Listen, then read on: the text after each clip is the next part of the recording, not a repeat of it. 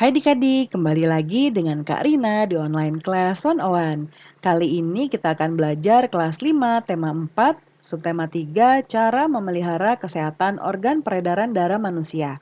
Di pembelajaran 6 ada pelajaran bahasa Indonesia, PPKN, dan juga SBDP di halaman 129 dan sampai dengan 132.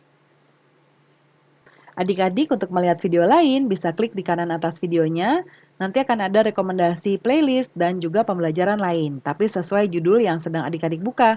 Kalau mau yang lebih lengkap bisa klik di kolom deskripsi, nanti ada daftarnya.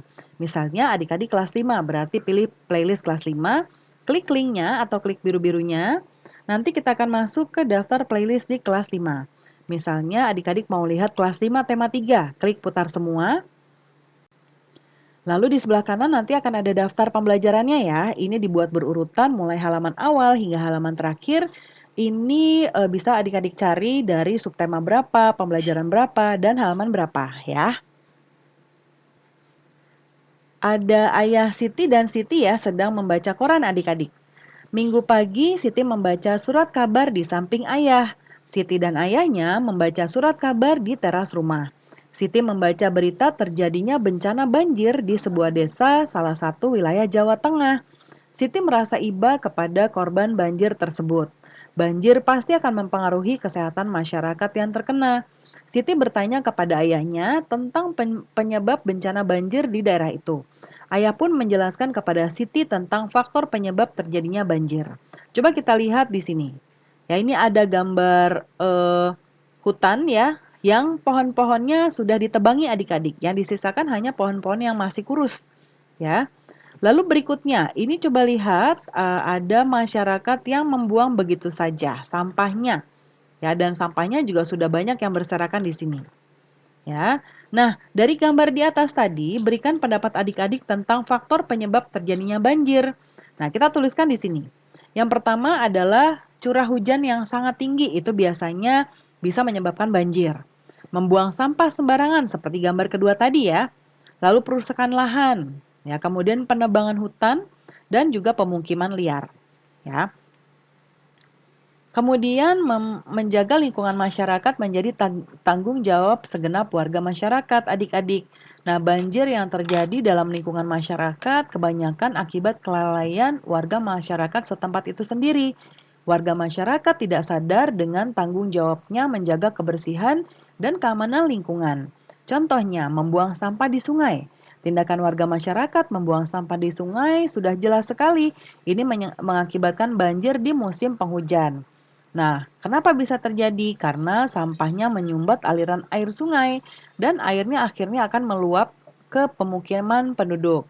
Nah, kalau ada banjir, pasti kesehatan lingkungan dan masyarakat terganggu adik-adik. Nah, itu adalah salah satu contoh akibat tidak adanya kesadaran warga masyarakat dalam melaksanakan tanggung jawabnya. Akibat lainnya adalah karena tidak ada kesadaran apa namanya? Akibat yang lain bisa terjadi karena tidak adanya kesadaran warga masyarakat dalam melaksanakan tanggung jawab. Apa aja ya? Nah, yuk coba kita lihat ayo berdiskusi. Banyak sekali bentuk tanggung jawab masyarakat, misalnya menjaga kebersihan, keamanan, dan ketenangan lingkungan masyarakat. Bagaimana akibatnya jika tanggung jawab tersebut tidak dilaksanakan? Nah, kita berdiskusi ya adik-adik ya. Hasil diskusinya yaitu Karina contohkan. Akibat-akibat yang ketika tidak dilaksanakan tanggung jawab sebagai warga masyarakat. Yang pertama akan dikucilkan oleh warga masyarakat ya, karena warga masyarakat lain sudah berupaya semaksimal mungkin untuk menjaga lingkungan, tapi ternyata ada yang tidak peduli ya. Lalu tidak dipercayai oleh warga masyarakat, tidak dihargai oleh warga masyarakat, tidak dianggap sebagai warga lingkungan tersebut. Ya, lalu menjadi bahan pembicaraan warga masyarakat setempat. Lalu akan mendapat teguran, ya, itu akibatnya. Kemudian, setiap warga masyarakat hendaknya memiliki kesadaran untuk melaksanakan tanggung jawab dalam lingkungannya ya.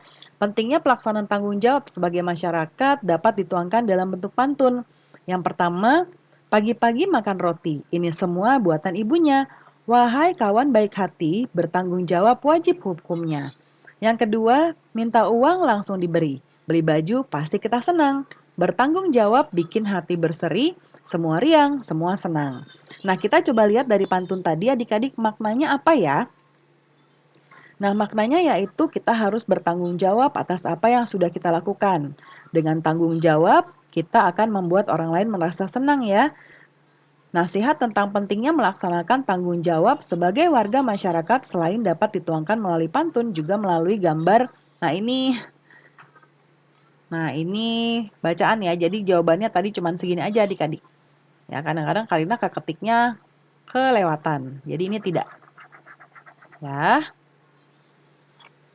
Nah, ini tadi sudah Karina bacakan di gambar di sini nih ya. Jadi melakukan siskamling biasanya di area setempat akan diadakan jadwal ronda atau jadwal menjaga lingkungan. Ya. Nah, ini pelaksanaan tanggung jawab. Ini termasuk tanggung jawab ya adik-adik. Berikutnya, buatlah gambar cerita dengan tema dengan berolahraga dan menjaga kebersihan lingkungan, kesehatan kita akan terjaga. Nah, ini bisa adik-adik lihat di pembelajaran 5, itu ada contoh Udin yang sedang membuat gambar bercerita. Nanti boleh dilihat di link di kanan atas ini. Nah, yang bagian renungan, sudahkah adik-adik melaksanakan tanggung jawab? Nah, ini dibalikan, Karina balikan ke adik-adik ya, udah atau belum? Ya, lalu bagaimana bentuk tanggung jawabnya? Misalnya nih, kalau adik-adik karena masih kecil, misalnya membantu ketika membersihkan lingkungan, adik-adik membantu mencabuti rumput, jadi melakukan pekerjaan yang ringan, atau membantu ibu menyiapkan makanan untuk bapak-bapak. Kemudian, misalnya juga adik-adik menjaga kebersihan. Dengan menjaga juga itu sudah termasuk tanggung jawab, ya. Kerjasama bersama orang tua. Kamu sebagai anggota keluarga tentu memiliki tanggung jawab di rumah.